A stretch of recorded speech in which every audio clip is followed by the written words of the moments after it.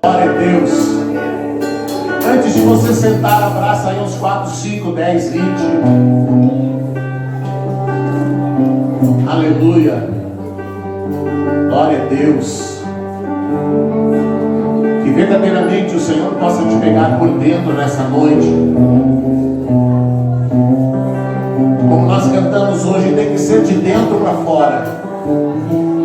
O que Deus tem que fazer, Ele tem que fazer dentro de nós.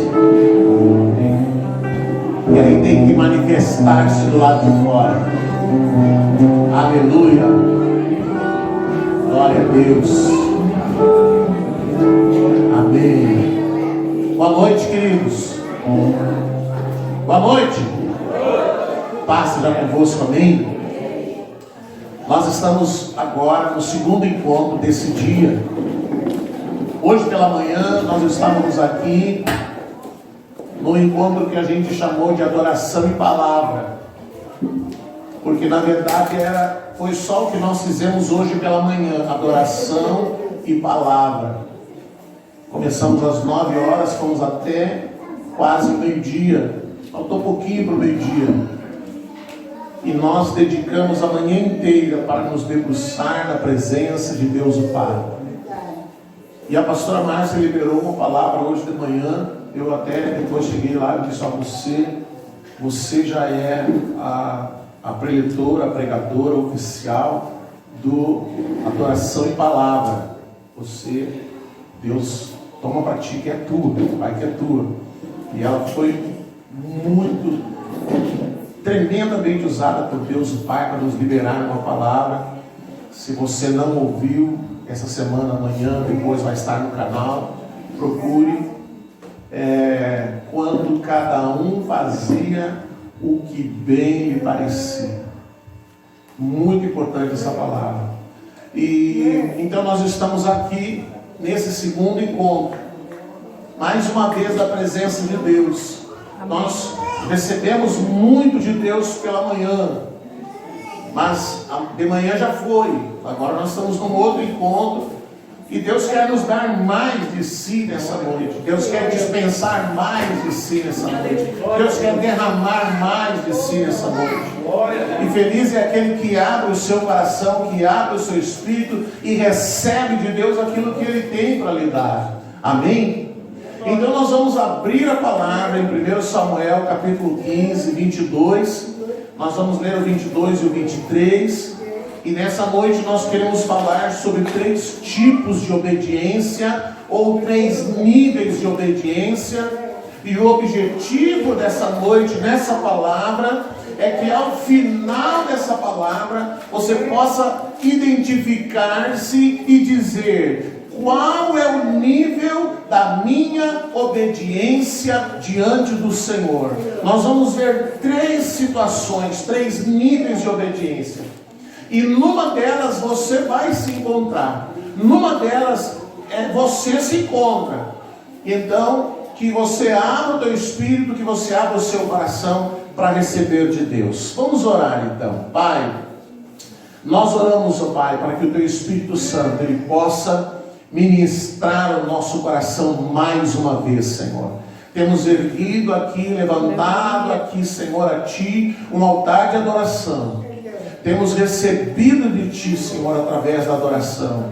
Mas agora nós também queremos ouvir a Tua palavra. Nós queremos ser edificados pela Tua palavra, Senhor. E a nossa oração é a mesma. Que cada véu que há na nossa mente, no nosso espírito, no nosso entendimento, que nos impede de compreender a Tua palavra, de discernir a Tua palavra, cada um desses véus seja arrancado pelo Teu Espírito, Senhor. Ou como Tu fizeste com o apóstolo Paulo, que as escamas caiam de nossos olhos, Senhor, para que possamos ver, para que possamos entender, para que possamos discernir e compreender a Tua palavra, em nome de Jesus. Amém. Amém? Então nós vamos ler 1 Samuel 15, 22 e 23. E aqui nós vamos começar então a tratar sobre esses 3 níveis de obediência. Nós vamos usar esse texto base A palavra de Deus tem muitos textos que falam sobre a importância de obedecer, mas nós vamos começar por aqui. Samuel respondeu: o que é que o Senhor Deus prefere? Obediência ou oferta de sacrifícios? É melhor obedecer a Deus do que oferecer-lhe em sacrifício as melhores ovelhas. 23. A revolta contra o Senhor é tão grave como a feitiçaria, e o orgulho é pecado como é pecado a idolatria. O Senhor o rejeitou como rei, porque você rejeitou as ordens dele. Amém? O Senhor te rejeitou como rei, porque você rejeitou as ordens dele. Então nós queremos falar nessa noite, querido. Nós vamos primeiro ver o primeiro casal da palavra de Deus, o primeiro casal da humanidade, o primeiro casal que se formou quando Deus formou Adão e Eva e constituiu a primeira união conjugal, o primeiro lar, onde Deus estabelece um padrão de relacionamento familiar. A palavra de Deus diz no livro de Gênesis, no capítulo 3 de Gênesis, se você quiser deixar aberto aí, capítulo 3, nós vemos que Adão e Eva tinham um relacionamento muito próximo, muito ligado a Deus. Nós vamos falar desses 3 níveis de obediência, e nós vamos ver que esses 3 níveis de obediência, eles acontecem no meio do povo de Deus, no meio de pessoas que deveriam andar com Deus, no meio de pessoas que conhecem a Deus. Nós não estamos tomando como um modelo, como um exemplo, alguém que não conhecia a Deus. A palavra do Senhor, ela não declara exatamente quanto tempo Adão e Eva permaneceram no Éden. Não declara quanto tempo se passou até o capítulo 5, 6 de Gênesis. Esse tempo entre a criação de todas as coisas e depois a formação do Éden, e depois Deus ter formado o homem do pó da terra, e tê-lo feito com suas próprias mãos, e dar ordens ao homem que ele ficasse no jardim, que ele cuidasse o jardim, que ele cultivasse o jardim, que ele administrasse o jardim do Éden, num lugar que era um lugar de relacionamento com Deus. Nós precisamos, esse tempo, até o capítulo 5 ou 6, podem ter se passado muitos anos, muito tempo. Então, quem diz assim, não, porque lá diz isso, aquilo, nós não podemos aceitar essa questão da criação, porque a palavra diz isso, diz aquilo. Não há como alguém afirmar que se passaram tantos anos até tal coisa acontecer, porque podem ter se passado milhares de anos. Mas a palavra diz que quando Deus colocou o homem lá no Éden, este homem, este Adão, ele era um homem que tinha um relacionamento com Deus. Esse homem era aquele que Deus diariamente descia dos céus, e no final do dia, na viração do dia, Deus vinha para ter uma conversa face a face com Adão e Eva. Ou como a gente diz aqui no sul, na hora do mate, na hora do chimarrão, no finalzinho da tarde, eles molhavam a perna, eles sentavam-se e ficavam ali. E Adão, ele ia relatando para Deus o que ele havia feito naquele dia, as atividades daquele dia, os nomes que ele havia dado aos animais, qual era o que ele havia feito. Porque quem pensa que o trabalho passou a fazer parte da vida de Adão após a sua queda, nunca leu o que Deus disse para o homem, que ele tinha que cultivar o jardim, ele tinha que cuidar do jardim. Adão trabalhava, ele tinha uma atividade laboral no jardim, mas dependia desse trabalho para se sustentar. O dia em que ele desejasse não ir trabalhar, o dia em que ele convidasse a sua amada Eva para passear, vamos passear no jardim, hoje nós não vamos fazer nada, hoje nós vamos só passear no jardim. Aí ele pegava na mão dela e eles passavam aquele dia sem fazer nada, porque eles não dependiam de trabalhar para se sustentar. Mas este homem era um homem que tinha um relacionamento com Deus. Era um homem que ouvia Deus. Era um homem que falava com Deus. E às vezes alguém diz, nós temos que voltar ao jardim. Nós temos que voltar antes do jardim. Porque lá no jardim houve desobediência. Então este homem que se relacionava com Deus, e que Deus deu-lhe autorização para fazer o que quisesse no jardim. Deus deu-lhe autorização para realizar o que ele quisesse naquele jardim, mas uma única coisa ele não podia fazer. Uma única coisa era que Deus lhe pedia a obediência a um único pedido.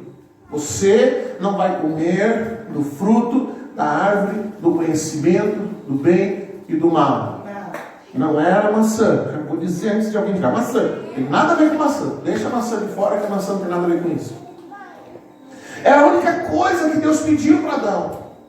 Então você conhece lá, veio a serpente, a força, o maligno entrou na serpente, e a serpente então, ela vem conversar com Eva, e ela vem seduzir a Eva, e vem colocar dúvidas no coração dela.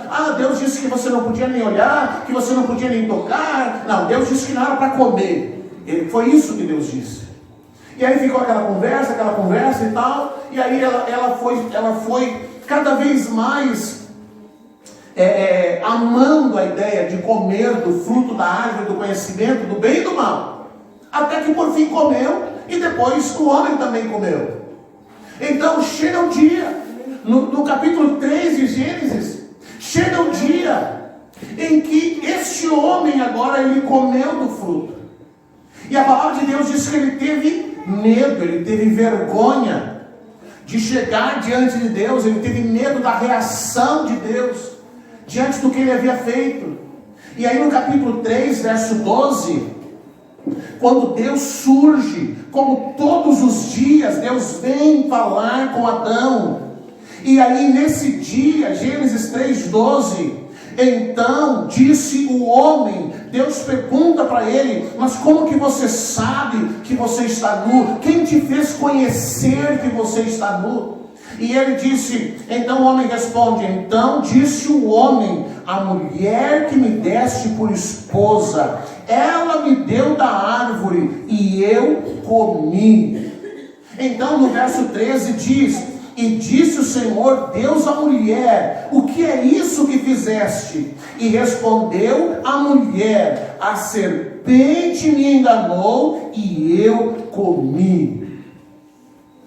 Então, qual foi o nível de obediência de Adão, deste homem que tinha um relacionamento muito íntimo e muito próximo de Deus, com quem Deus vinha e falava com ele face a face? Qual foi o nível dele?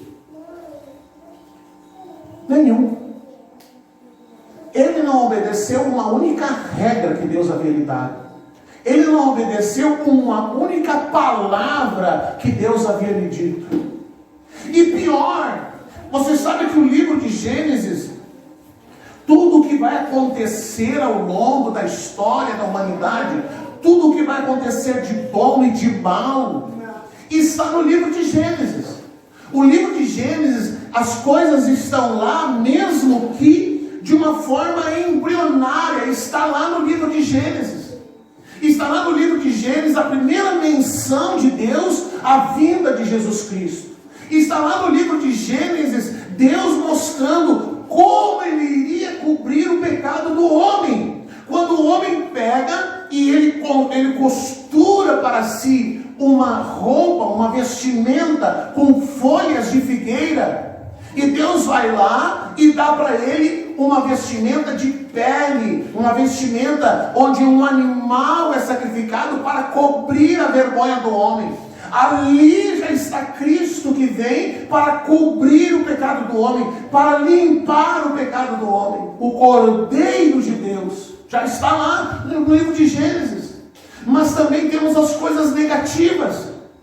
E Adão inaugura um hábito que passou a fazer parte da humanidade.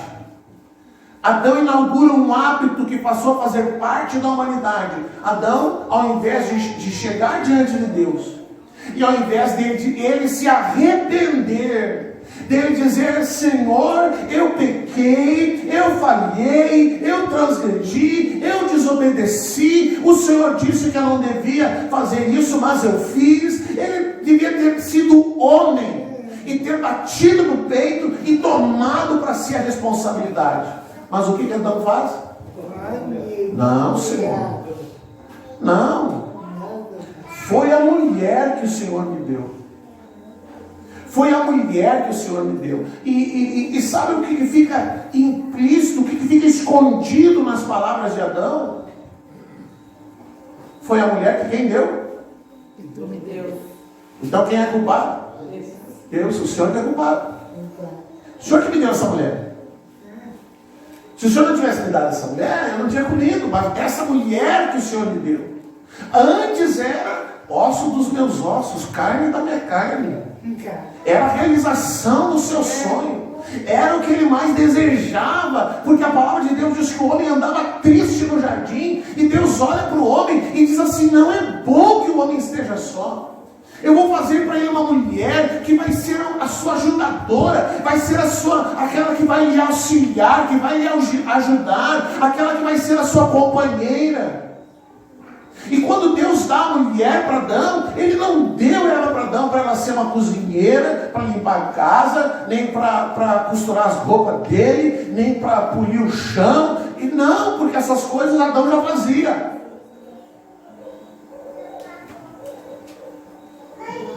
Ele já fazia isso. Ela vem para ser uma companheira. Então quando você casa querendo alguém só para lavar roupa, lavar prato e cozinhar e coisa, você quer uma empregada. Você quer sua mãe, a sua mãe faz isso de graça. Esposa não. Por que vocês estão em silêncio? Então veja. Ele diz assim: foi a mulher. Eu comi por causa da mulher. Aí Deus se vira para a mulher: ô mulher, o que você fez? E ela diz: não, Senhor, não fui eu. Foi a serpente que me enganou. Então, no Gênesis, inaugura o hábito de se justificar. Eu fiz, mas eu fiz por causa do outro. Eu pequei, mas olha o pecado do outro. Eu faço, mas olha o que o outro está fazendo. Então, o pecado do outro justifica o meu pecado. O que eu faço de desobediência, o que eu cometo de desobediência diante de Deus, é justificado no fato de que o outro também pecou e pecou mais. Porque afinal de contas foi a mulher que me deu, porque se ela não tivesse dado na minha mão, eu não tinha comido. Então ela enfiou na boca dele, ela fez ele mastigar, ela enfiou para dentro do estômago, do bucho dele. Come, homem, come. Não, ele comeu porque quis. Ele pecou porque quis, porque ele decidiu assim fazer. Mas nós estamos falando de alguém que tinha um relacionamento com Deus e que agora não teve coragem de assumir que ele desobedeceu, não teve coragem de dizer: eu fiz isso. Mas ao invés disso, ele se justifica. Ao invés disso, ele tem uma justificativa. Ele apresenta uma justificativa. Então nós temos no meio do povo de Deus, nós temos hoje, a população do Brasil é quantos hoje? 200 e quantos milhões? Bilhões? Milhões? Quantos? Lula disse que são 600 milhões de desempregados, mas não é, né? São 200 e poucos milhões de pessoas. 200 e poucos milhões de pessoas. 40 ou 50 milhões são evangélicos. 80 milhões estão fora. Já saíram porque não aguentaram uma vida religiosa. Mas esses 40 milhões de pessoas, a sua grande maioria, tem o nível de obediência de Adão e Eva. Nenhum. Conhecem a palavra, sabem da palavra, ouviram a palavra, aprenderam a palavra, mas na hora de tomar a sua decisão, não obedecem nada. Eles argumentam com Deus, eles se justificam diante de Deus, eles têm uma resposta diante de Deus. Eu me lembro que uma ocasião o Senhor veio falar comigo, e Ele disse assim para mim: pastor, essa semana eu estou evangelizando um colega de trabalho, e eu disse: que bom, irmão, você está evangelizando ele? Muito pastor, pois é. E nós íamos conversando depois do expediente, e eu vi ali falando de Jesus para ele. E aí nós chegamos na frente de um bar, e ele disse: eu vou entrar no bar, e me convidou. E aí, pastor, eu não podia deixar ele pensar que eu era preconceituoso, que eu tinha algum preconceito. Então eu entrei com ele no bar. Eu disse: tá bom, irmão, vem. Aí chegou lá e ele pediu uma cerveja, e eu não podia achar que eu era preconceituoso. Então eu pedi também, bebi junto com ele. Nós bebemos junto. Eu disse: tá bom. O senhor veio, mas eu estou evangelizando ele. Eu disse: que bom, que legal.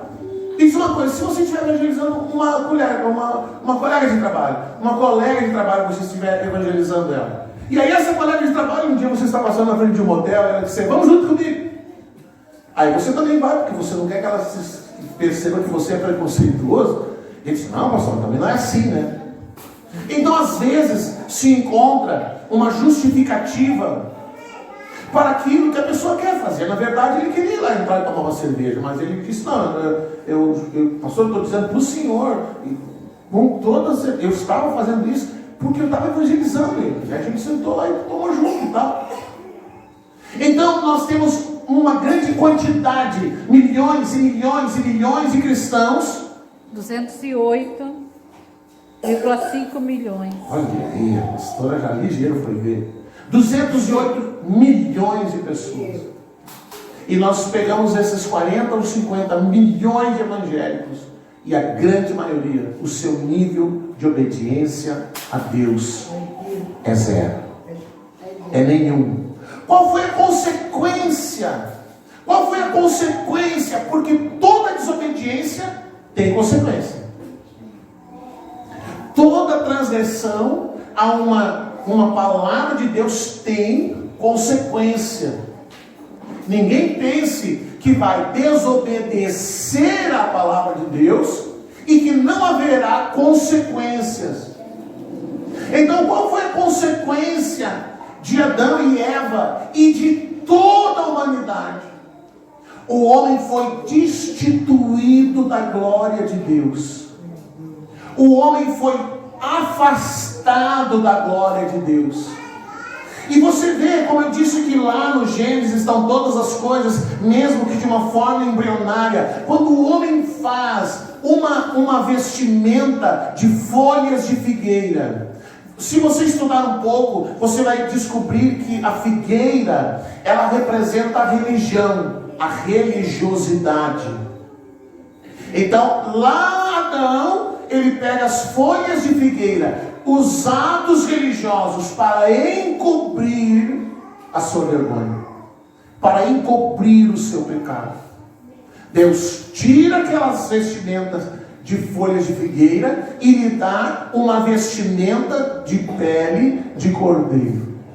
Então Deus está dizendo: o que vai cobrir o teu pecado não é a religião. O que vai tirar o teu pecado não é a religiosidade. O que vai tirar o teu pecado é Cristo. Ele é o Cordeiro de Deus que tira o pecado do mundo, não é a figueira.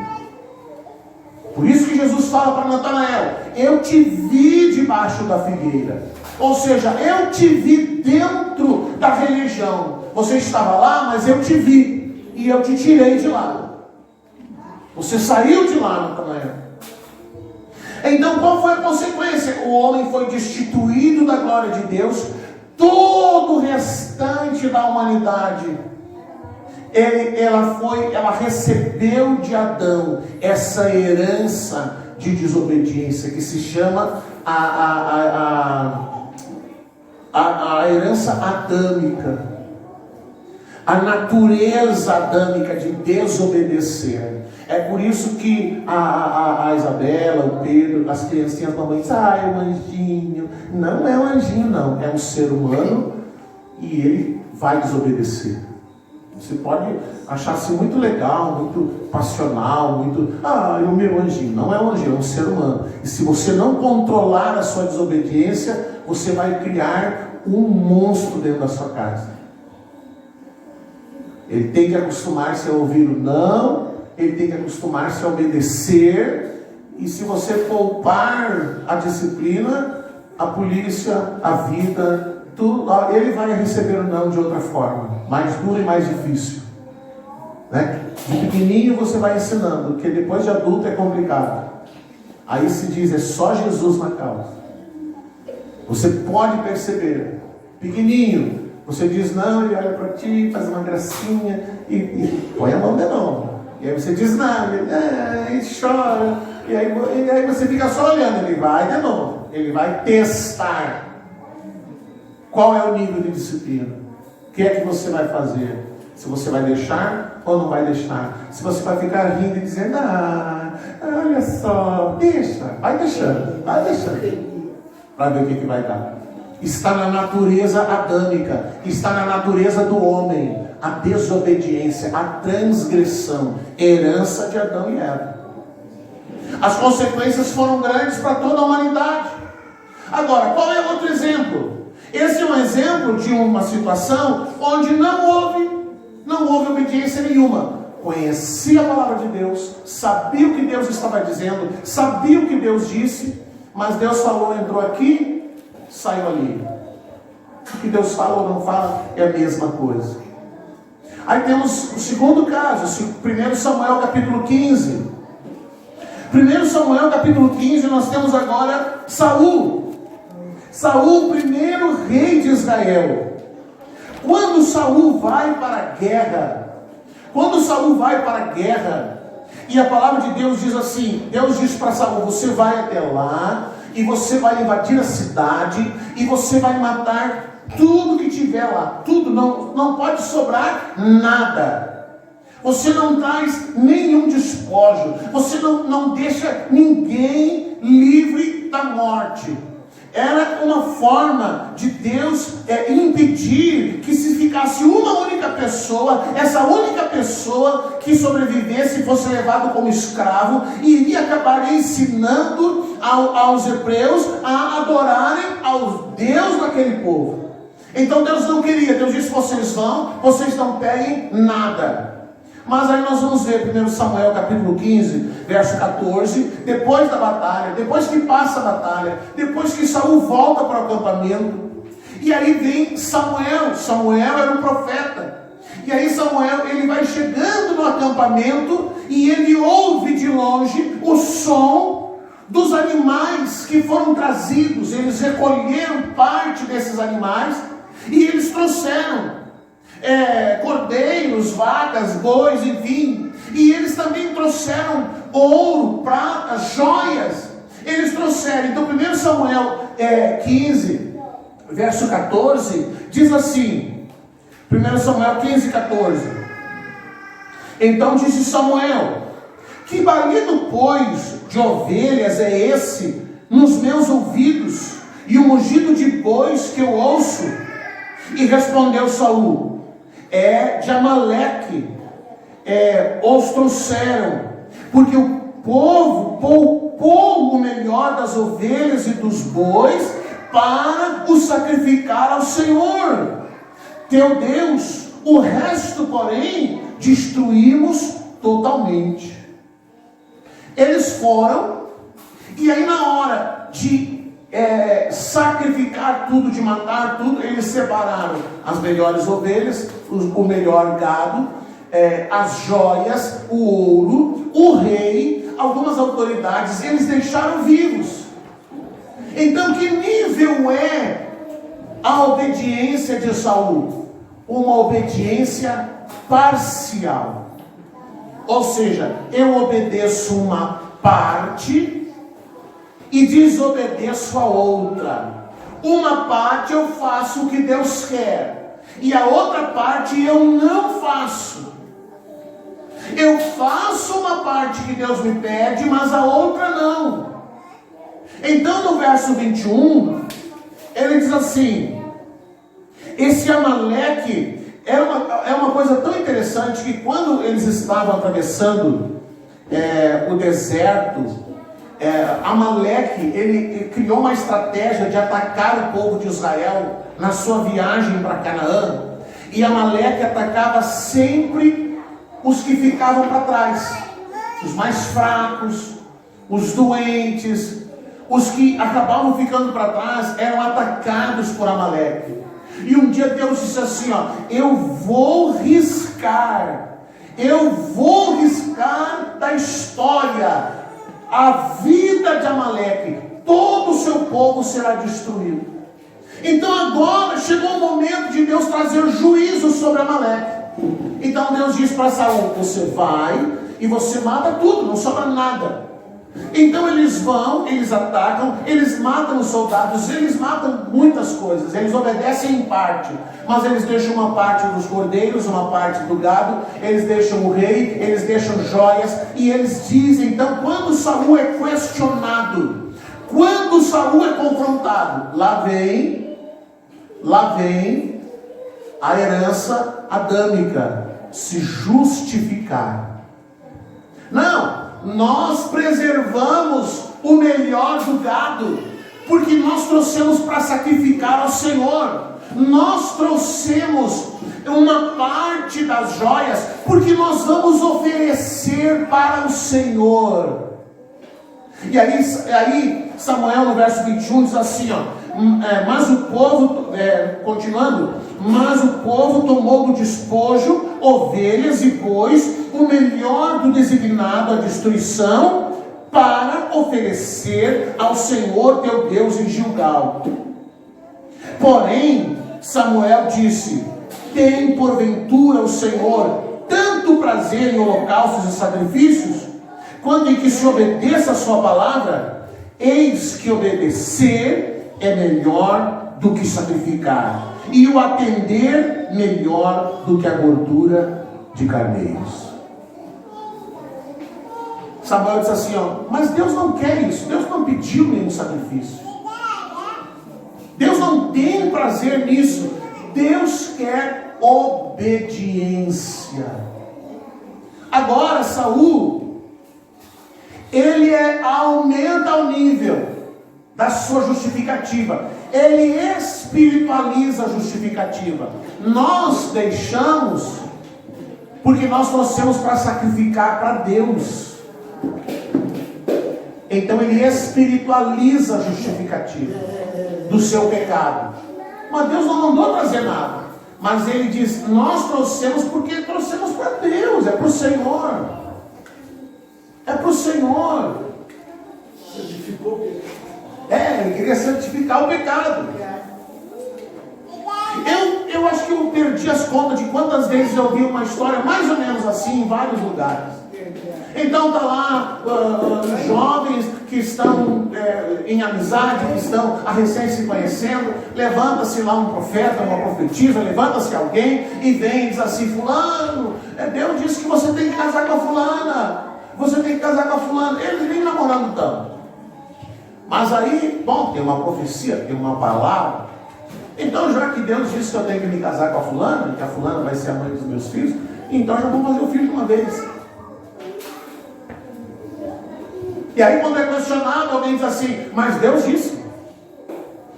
Mas havia uma palavra de Deus, mas havia uma profecia a respeito disso. Não, meu filho, para aí. Não queira espiritualizar a desobediência, não queira espiritualizar o pecado, não queira colocar nas costas de Deus a culpa de sua desobediência. Mais uma vez, Saul tinha que ser homem e bater no peito e dizer, a culpa é minha. Eu pequei, eu desobedeci. Mas não, ele se justifica.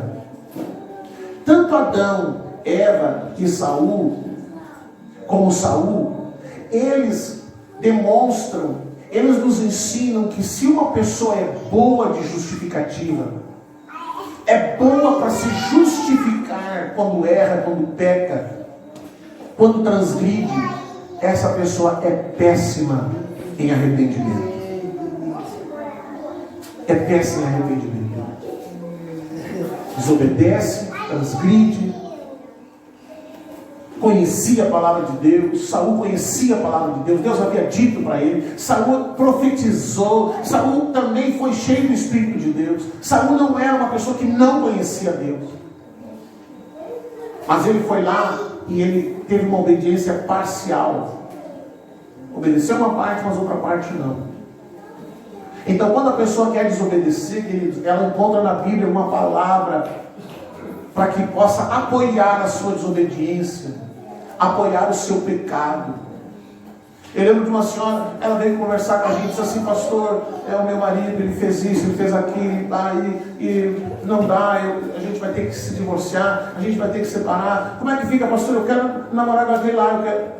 Você nem resolveu o caso, eu quero namorar com outra, já quer engatar um relacionamento com outra pessoa. E aí como é que fica? Eu disse: bom, vamos para a Bíblia. O que diz a palavra? A palavra diz assim, assim, assim. Mas eu quero casar com aquele lá. Não, você não é bem assim que diz a palavra.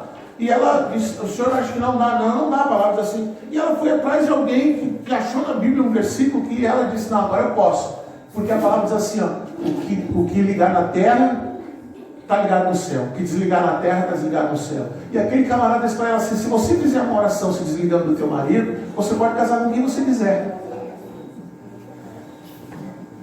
E aí eu estou numa terra que não tem negros. Só tinha 4 ou 5 negros na cidade. Eu era um deles. Tinha 2 naquela época. Eu era um deles. E aí entrou na cidade a conversa: a fulana está namorando com o moreno gaúcho.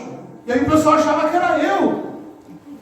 Então o pessoal achava que era eu que era o cara que estava envolvido com aquela mulher.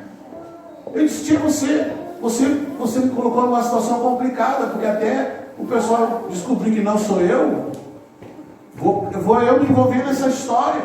Mas ela encontrou alguém que disse para ela: se você fizer uma oração dizendo, se desligando do seu marido, porque você desligou na terra, pronto, está desligado do céu. Então, querido, se você não, mas se uma pessoa quer desobedecer a Deus, ela vai vasculhar a palavra de Deus e vai encontrar um versículo, um pedaço de versículo que seja, que lhe autorize a desobedecer, que lhe autorize a transgredir. É mais ou menos como aquela pessoa que quer se edificar, querido, só pegando os versículos da caixinha de promessas. Conhece a caixinha de promessas? Os tesouros das promessas do Senhor. Então tem gente que gosta de se edificar só ouvindo aquilo ali. Então ele pega todo dia, ele pega um versículo e lê. Só tem coisa boa. Só coisa boa. O Senhor vai te abençoar, o Senhor vai te multiplicar, o Senhor vai te engrandecer, o Senhor vai te enriquecer, o Senhor vai te prosperar, Deus vai fazer com teus inimigos, eles fiquem debaixo dos teus pés. É só coisa boa. Aí um dia lá ele pega alguma coisa que é ruim, ele olha para o outro e diz: essa é para você, viu? Então a pessoa, ela só quer coisa boa. Então ela só pega da palavra aquilo que é agradável. Mas aí quando a palavra diz assim: você tem que negar-se a si mesmo, você tem que tomar a sua cruz, você tem que se arrepender, daí não é para ele, daí é para o outro. Então Saul teve uma obediência parcial. Mas o problema não é ter uma obediência parcial, é que a desobediência de Saul teve consequência. E como eu disse antes, toda desobediência tem uma consequência. Toda obediência vai ter um preço. Toda desobediência vai ter um preço que vai ser cobrado. Quando aconteceu tudo aquilo ali, Saul ia para Gilgal, eles iam oferecer um sacrifício lá. E aí Samuel disse: eu não vou com você. Samuel, versículo o 23, porque a rebelião é como o pecado de feitiçaria, e a obstinação é como a idolatria e culto a ídolos do lar. Visto que rejeitaste a palavra do Senhor, ele também te rejeitou. Qual foi a consequência para Saul e para toda a sua família? Ele foi rejeitado, ele foi descartado. Deus rejeitou Saul.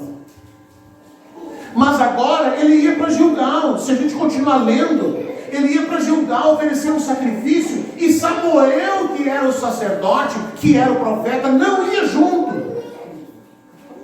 E aí ele disse assim: não, vai comigo, para que as pessoas vejam que Deus está do meu lado. Vai comigo, para que as pessoas vejam que Deus está do meu lado. É mais ou menos assim: a pessoa está atolada em desobediência. Aí ele chega para mim e diz assim: pastor, eu vou lá fazer um negócio lá, o senhor vai comigo, para a gente ver que Deus está junto comigo. É mais ou menos isso. Ele queria ganhar o respeito do povo com a presença de Samuel. Se Samuel está junto, Deus está junto. Você está entendendo? Mas Samuel disse: eu não vou. E quando Samuel se vira, ele puxa Samuel pelo manto e rasga. Isso é um pecado assim, ó. Samuel olha para ele, e Samuel libera umas palavras pesadas para Saul. Aí ele pega uma espada, e lá chega o rei, chega Amaleque. Deixa eu encontrar aqui. Chega Amaleque 32. E aí Amaleque diz assim: e disse Samuel: traze-me aqui Agag, rei dos amalequitas. Agag veio a ele, confiante, porque Saul havia preservado a vida dele, confiante, e disse, traga o rei Agag. Tremendo de medo, Agag foi até o lugar onde Saul estava e disse: como é amargo morrer. Troca lá. E Samuel disse: assim como a sua espada fez muitas mães ficarem sem filhos, agora também a sua mãe vai ficar sem seu filho. E em seguida Samuel cortou Agag em pedaços em Gilgal, em frente do altar. A gente lê isso e diz: meu Deus do céu, o que é isso? Mas Deus estava trazendo juízo sobre o que os amalequitas haviam feito ao povo de Israel. Qual foi o custo da desobediência de Saul? Ele foi afastado de rei. O Espírito de Deus saiu. A palavra diz assim: o Espírito de Deus saiu de Saul. E aí Saul agora tinha um espírito maligno que o perturbava dia e noite. E quando entra Davi, então Davi vinha tocar a harpa para acalmar Saul. Quando Davi começava a tocar a harpa, aquele espírito mau saía de Saul. Depois Saul resolve matar Davi.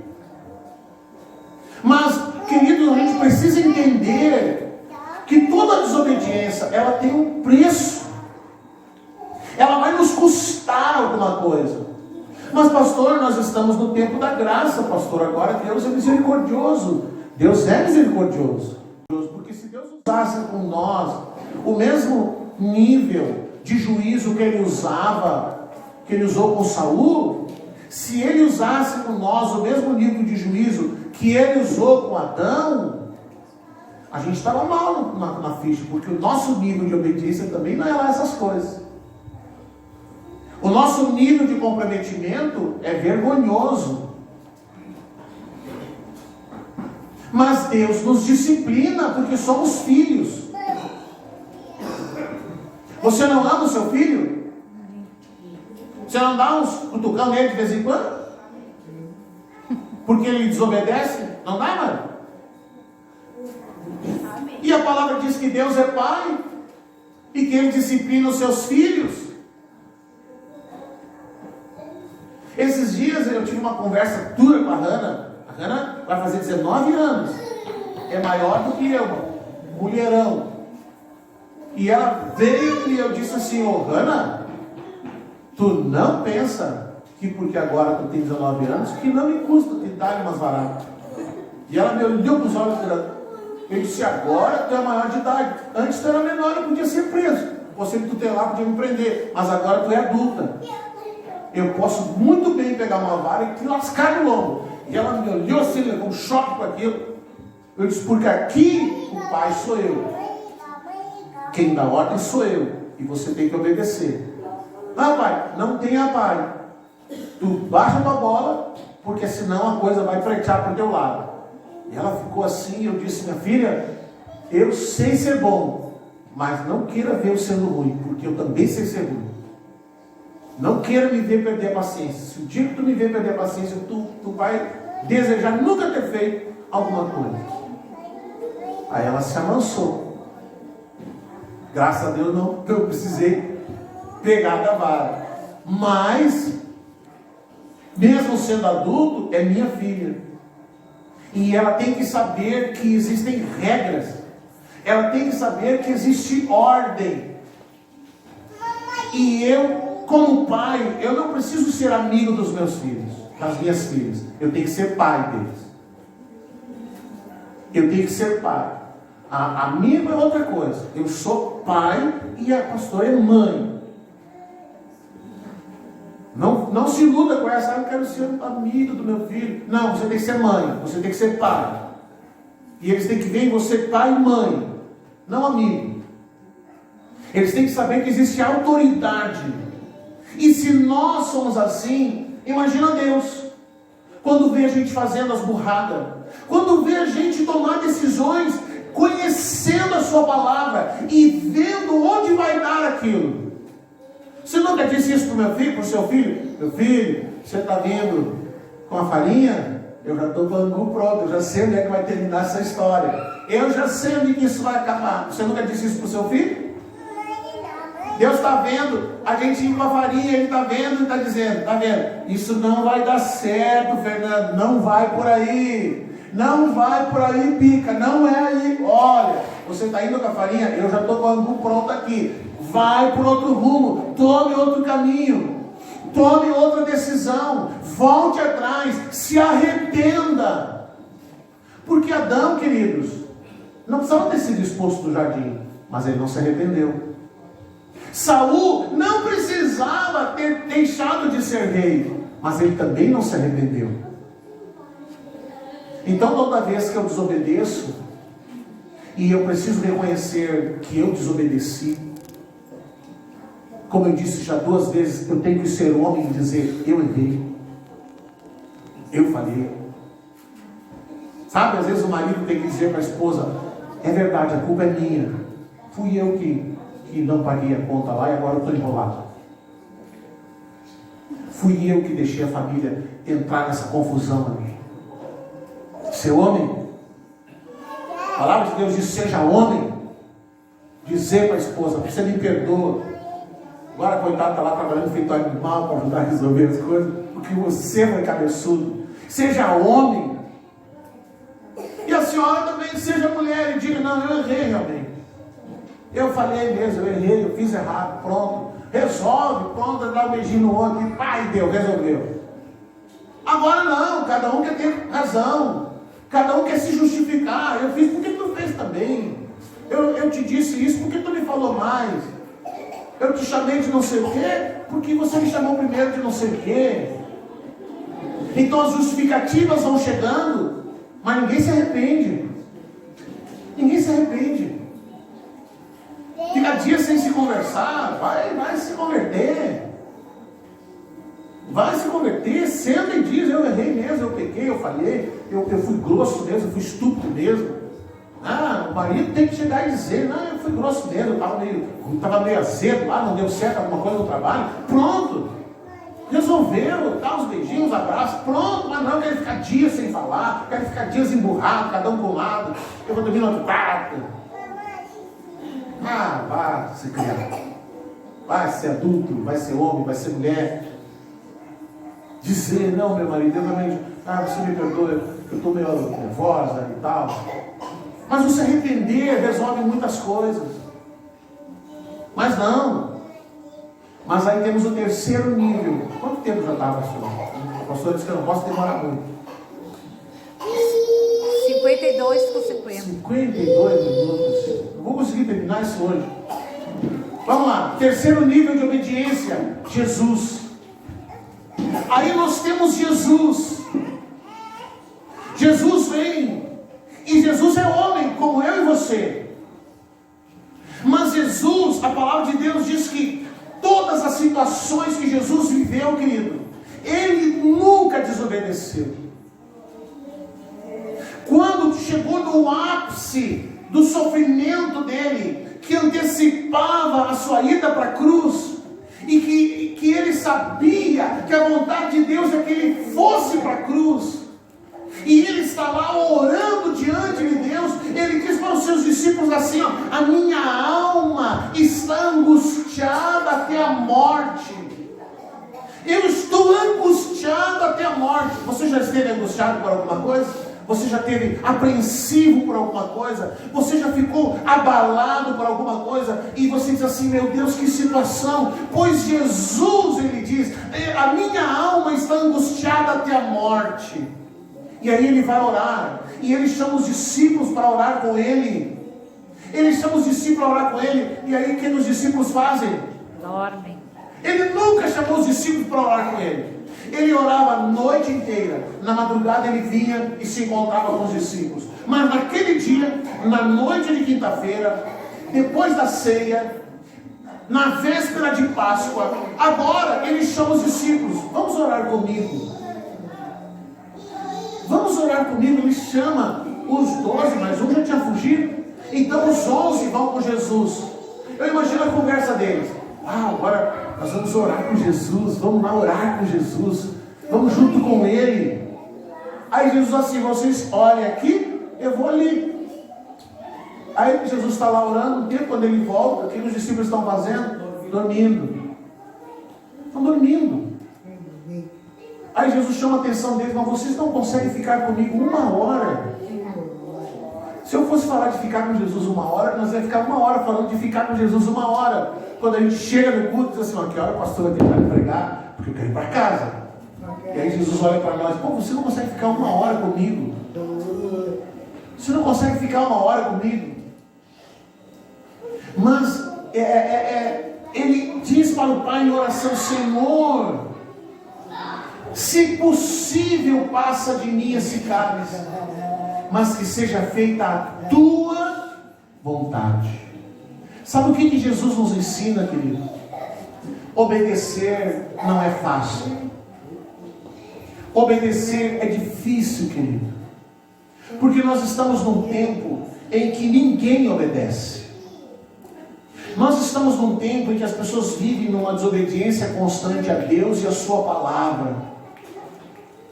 Então, se você vai num lugar e você é o único que não bebe, você virou a piada da festa. Se você vai num lugar e você não trai a esposa, ou a esposa não trai o marido, você é a piada daquele grupo. Se você tem um grupo de amigos e você é uma pessoa que tem caráter e quer fazer o que a palavra de Deus diz, você é ridicularizado por essas pessoas. Sempre vai ter alguém para te aconselhar a deixar o marido, a deixar a esposa, a não sei o quê, tem 7 mulheres para cada homem, e aí vai as histórias. Que você está perdendo tempo com essa mulher, você pode arrumar outra. Que você está perdendo tempo com esse homem, arruma outro. Obedecer a Deus é difícil nesse tempo, tanto quanto sempre foi difícil. Mas Jesus vem e Ele nos mostra que se nós tivermos uma vida próxima com Deus, de oração, de santidade, de caráter, de palavra, e nós buscarmos a Deus, nós vamos conseguir obedecer a Deus. Não pela nossa força, não pela nossa capacidade, mas porque o Espírito de Deus está em nós. Amém. Você está entendendo? Você não precisa fazer nada porque você é o cara, a mulher. Você tem que ser uma pessoa que dependa de Deus, da força de Deus, da graça de Deus, da presença de Deus. Por isso que hoje pela manhã era importante que você estivesse aqui, porque talvez alguém diga assim, mas eu estou muito fraco, eu estou debilitado, eu preciso de Deus. Você precisa de Deus? Por que não veio de manhã? Nós ficamos aqui 3 horas e pouco adorando ao Senhor. Então eu preciso identificar se eu estou fraco, se eu estou debilitado, se eu não tenho força para obedecer a Deus. Eu preciso pôr no meu coração, eu preciso pôr no meu espírito, eu preciso buscar em Deus, no Espírito de Deus, graça para viver em obediência, porque sozinho eu vou ser mais um Adão que não obedece nada, sozinho eu vou ser um Saul que obedece só um pedaço, eu sozinho vou ser mais um para chegar diante de Deus e me justificar. Eu fiz isso porque o outro também fez, eu fiz isso porque aquele outro também faz, eu faço isso porque aquele outro também faz, então eu faço um pouco menos, mas é desobediência igual. É transgressão igual. Eu vejo as pessoas defendendo lá o Bolsonaro. Ah, porque o Lula fazia isso, então o Bolsonaro faz isso. Ah, para com isso. Uma coisa não justifica a outra. Um erro não justifica o outro. Ele fazia por tanto, eu faço por menos. É desobediência igual, é transgressão igual, é a mesma coisa. Mas enquanto eu, como filho de Deus, não entender que se o Espírito de Deus não me ajudar, eu não vou obedecer nada. E quando Deus me disciplinar, e aí a gente vê as pessoas dizendo: pastor, o diabo está se levantando. E eu vou dizer para você, muitas vezes não é o diabo se levantando, muitas vezes é Deus disciplinando, muitas vezes é Deus pegando a varinha e ó, como a gente viu na semana passada, a tua vara e o teu cajado. Então muitas vezes Deus pegou a varinha e disse assim: Fernando, você não quer ouvir? Você não quer obedecer? Então eu vou te alinhar. Hoje alguém me perguntou, viu lá o anúncio no Facebook, o que é um culto de alinhamento? O que se faz no culto de alinhamento? A gente coloca o nosso coração para ser alinhado pela palavra de Deus. Isso é um culto de alinhamento. Quem tem carro sabe, se você tem o seu carro tem 4 pneus, tem 4 rodas. Se você não mandar alinhar esses pneus, essas rodas, não mandar fazer uma geometria, e cada um vai rodar do jeito que quer, e aí o pneu vai gastar mais de um lado, vai gastar do outro, vai ficar torto, vai ficar defeituoso, você vai arrisca a sofrer um acidente na estrada, porque está tudo desalinhado.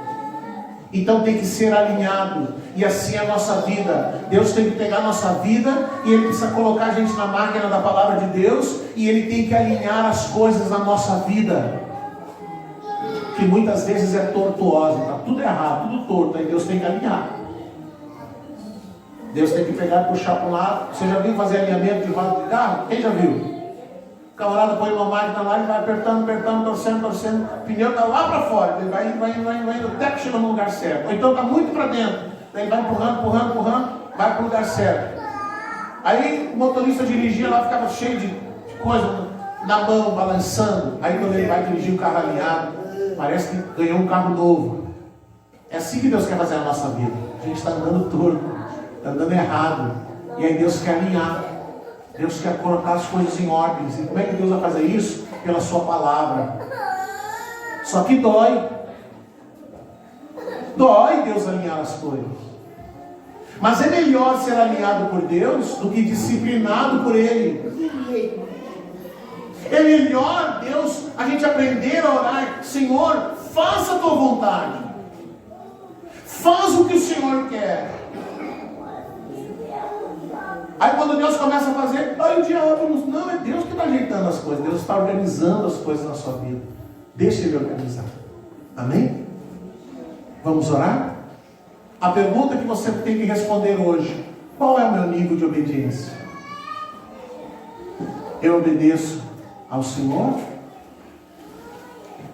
Minha obediência é parcial?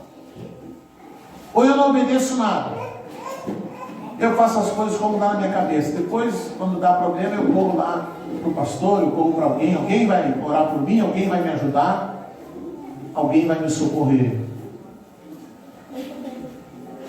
Que Deus nos livre, queridos, de sermos pessoas que se justificam quando erram. Que a gente aprenda, risque do nosso hábito de vida de se justificar. Não seja uma pessoa boa de justificativa. Seja uma pessoa que sabe se arrepender. Seja homem, seja mulher, bata no peito e diga: é minha culpa. Minha família está assim por minha culpa. Eu fiz errado. Eu decidi. Eu tomei o caminho errado. Agora eu preciso consertar isso com a graça de Deus. Amém? Vamos orar?